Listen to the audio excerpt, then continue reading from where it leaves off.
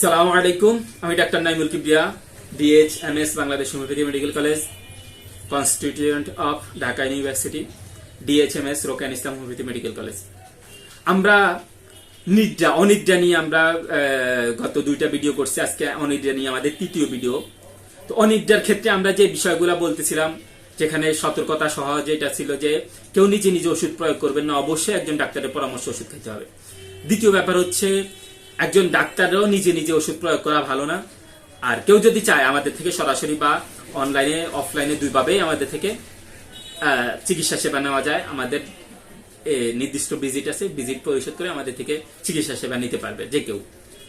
তো এই পর্যায়ে আমরা বলতেছিলাম রাতে কষ্টকর লিঙ্গ উদ্রেকের কারণে ফুজ অক্সিডেন্টাস বা অ্যান্টি সাইকোটিক মেডিসিনের কথা, অথবা রাতে অনিদ্রার কারণে বা অনিদ্রার কারণে পায়চারি করলে বা সিফিলিস আক্রান্ত ব্যক্তিদের বা বংশে সিফিলিটিক সিস্টেম থাকলে আমরা এদের জন্য সিফিলিনাম মেডিসিন বা অ্যান্টিসিফিলিক মেডিসিনের কথা চিন্তা করব। সাথে সাথে যদি এমন হয় যে সারা রাতের মধ্যে একটু ঘুম হয় না এবং সামান্য ঘুম আসলেই ভীতিকর মূর্তি দেখে তাদের ঘুম ভেঙে যায়, ভীতিকর কোন একটা কিছু দেখে, ভীতিকর কিছু একটা দেখে ঘুম ভেঙে যায়, এরকম ব্যক্তিদের জন্য আমরা ক্যালকেরিয়া কার্ভের কথা চিন্তা করি। ক্যালকেরিয়া কার্ভের আমরা আরেকটা বলছিলাম, শিশুদের ক্ষেত্রে এরা ঘুম না আসলে মাথা আঁচড়ায়, নখ দিয়ে মাথা আঁচড়ায়, এরকম ব্যাপারটা থাকে ক্যালকেরিয়া কার্ভের মধ্যে। এরপরে আমরা বলবো খারাপ স্বপ্ন দেখে বারবার ঘুম ভেঙে যায় এবং দীর্ঘদিন ধরে এরকম অনিদ্রা থাকে, অনিদ্রার তার সমস্যা থাকে দীর্ঘদিন থেকে, এবং খারাপ স্বপ্ন দেখে ঘুম ভেঙে যায়। এরকম ব্যাপার থাকলে আমরা এদের জন্য মাইরিকা মেডিসিনটার কথা চিন্তা করবো। মাইরিকা মেডিসিনটাও এখানে আসতে পারে।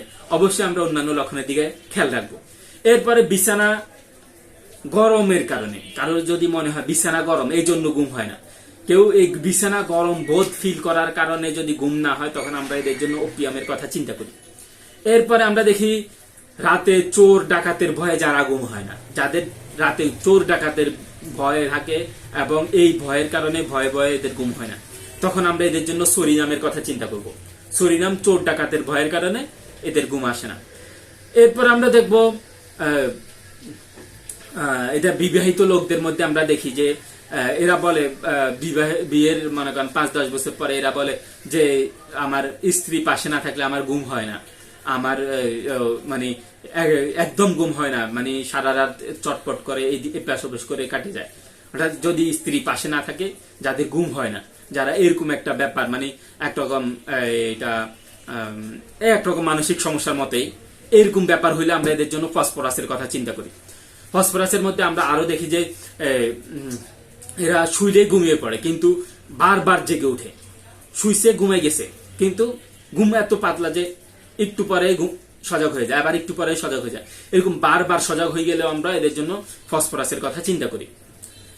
এরপরে হৃদরোগের সমস্যার কারণে যাদের অনিদ্রা থাকে, হৃদরোগের হার্টের সমস্যার কারণে যাদের অনিদ্রা থাকে, এদের জন্য আমরা ক্রেটিগাস মেডিসিনটা যদি ব্যবহার করতে পারি, তা অনিদ্রার সমস্যাটাও ক্লিয়ার হয়ে যায়। অনেক সময় আমরা দেখি হৃদরোগের সমস্যার জন্য ক্রেটিগাস লক্ষণ হিসেবে আসে। যখন ক্রেটিগাস লক্ষণ হিসেবে আসে, সাথে সাথে অনিদ্রা থাকে, তখন আমরা অনিদ্রার জন্য বা হৃদরোগের জন্য ভিন্ন ওষুধের কথা না চিন্তা করে ক্রেটিগাসের কথা চিন্তা করবো। অর্থাৎ ওই যে আমরা বললাম অনেকগুলা লক্ষণ মিলে আমাদের ওষুধ হয়, এরকম ক্রেটিগাসটাও আমরা অনিদ্রার জন্য ব্যবহার করতে পারি যদি লক্ষণ থাকে। এরপরে শিশুদের অনিদ্রার জন্য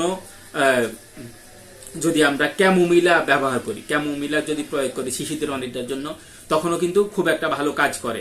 যারা বিরক্তিকর শিশু, খিটখিটে মেজাজের শিশু, এদের জন্য আমরা ক্যামোমিলাও অনিদ্রার জন্য ব্যবহার করতে পারি। এরপরে যাদের এমন হয় স্বপ্নের মধ্যে, ঘুমের মধ্যে গভীর স্বপ্ন দেখে এবং মানে পুরা রাত যেন স্বপ্নই দেখছে, এরকম স্বপ্নময় নিদ্রা, যেটাকে আমরা সহজে স্বপ্নময় নিদ্রা বলি, এই স্বপ্নময় নিদ্রার কারণে যদি তাদের মনে হয় যে না ঘুম হয় নাই, তাদের কাছে যদি মনে হয় আমার ঘুমই হয় নাই, তার সেইটাকে যদি অনিদ্রা হিসাবে মনে করে, তার জন্য মনে হয় যে একটু স্বপ্ন ছেড়ে একটু ঘুমাইতে পারি না, একটু ঘুম যদি হইতো আমার স্বপ্ন ছাড়া, তখন একটু ভালো লাগতো। যদি ব্যাপারটা এমন হয় তখন আমরা এদের জন্য মার্কুরিয়াস সোলিবুলাস এবং ল্যাকিসিসের কথা চিন্তা করতে পারি। অন্যান্য লক্ষণ অবশ্যই দেখতে হবে, দুটাই কিন্তু কঠিন মেডিসিন এবং অনেক পাওয়ারফুল ডিফেক্টিভ মেডিসিন। এজন্য আমরা অন্যান্য লক্ষণের কথা চিন্তা করতে হবে। যদি লক্ষণ ঠিক থাকে তা আমরা মার্কুরিয়াস সোলিবুলাস এবং ল্যাকিসিস এখানে প্রয়োগ করতে পারি। এরপরে আমরা বলবো যারা রাত 11টায় ঘুম আসে আর ভোর 5টায় মাথা ব্যথা করতে করতে ঘুম ভেঙে যায়। রাত 11টায় ঘুম এসে ভোর 5টায় মাথা ব্যথা করতে করতে যাদের ঘুম ভেঙে যায়, এদের জন্য আমরা আইরিস বারের কথা চিন্তা করি। আইরিস বার রাত 11টায়, অর্থাৎ প্রায় মধ্যরাতে এদের ঘুম আসে। এরপরে ভোর রাতের আগে প্রায় এদের ঘুম ভেঙে যায়, তাও মাথা ব্যথা করতে করতেও ঘুম ভেঙে যায়। তো আমরা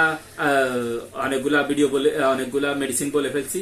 পরবর্তী ভিডিওতে আমরা পরবর্তী মেডিসিন গুলা বলবো। এ বলে আমরা আজকের মতো এখানে বিদায় নিচ্ছি। আসসালামু আলাইকুম রহমতুল্লাহি ওয়া বারাকাতুহু।